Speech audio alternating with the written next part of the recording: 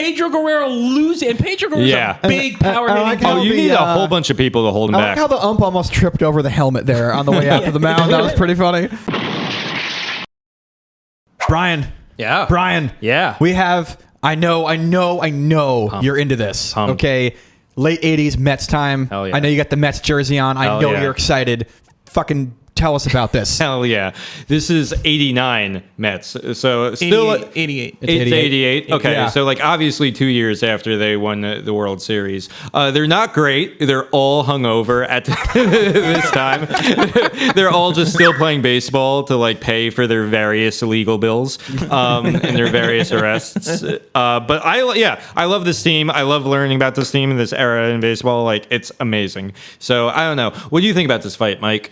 Well, it's an interesting one because it gets out of hand real quick. I mean, we've heard in the past in baseball where players attack each other with certain things, and I'm trying very hard not to give away what happens here because it's kind of shocking. It is. Well, bring us through it then, Mike. All right, let's get right into it then.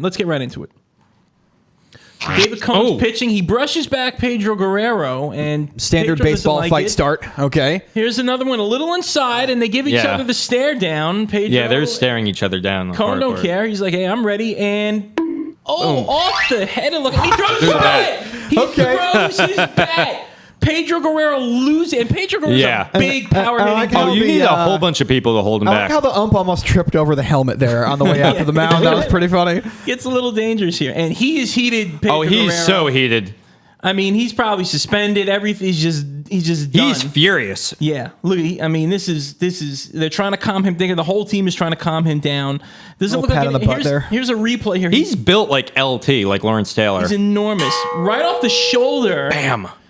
And boom! Shades Not of having Orlando Cepeda, which I was trying to reference. Here's another angle. Let's take a look at this Is one. David Cohn pointing at his dick when he's talking shit to him? That's what it looks like. Oh. It looks like he's pointing his dick like, yeah, fucking come get some, motherfucker.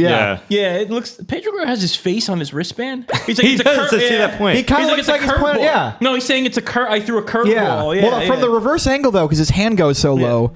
I don't know. And well, David Cohn's the same guy that did take his dick out in front of people a couple years later. That's true. He did it in the bullpen. He did. He Louis C.K'd some women in the bullpen. Yeah. Yeah. There's Kirk Gibson. We saw Strawberry there. Looks like Howard Johnson. Your favorite 80s ball players. No. He's pissed.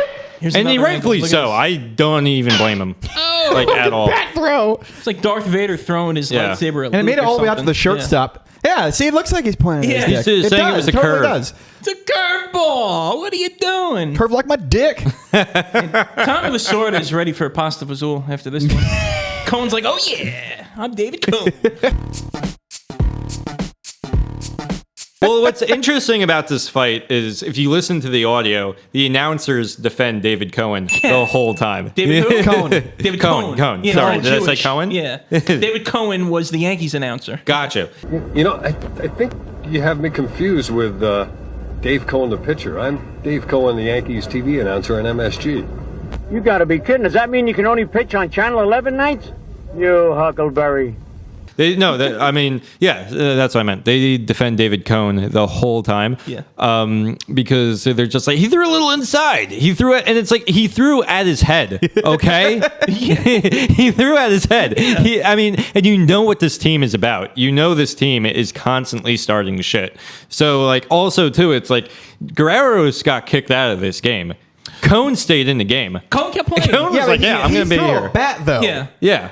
Yeah, he threw a bat. But like, as a Mets fan, I almost kind of understand where Guerrero's is coming from, because it's like we know what this team is about. Right. We know this team like starts shit constantly. Like I'm like, that's bullshit. Like he keeps throwing inside. They're staring each other down. Like, so what do you give it for a rating? Yeah. So I give it a 7 as a rating.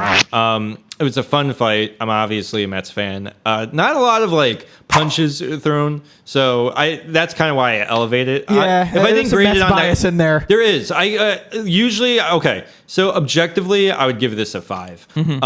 But because I'm a Mets fan, I'll give it a 7. All right. I'm gonna obviously give it a little bit lower.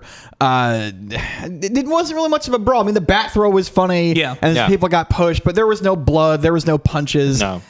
Dude, 4.5. Yeah. 4.5. Mike, what do you got? Yeah, I like how you said the bat throw was funny. the guy almost got decapitated out there. I'll give it, because of the shock value of throwing the bat and because it's the Mets, I'll give it like a 7, like Brian said. Wow. I think it's just... You fucking traitor. Well, fucking crosstown traitor. Okay, wait a minute.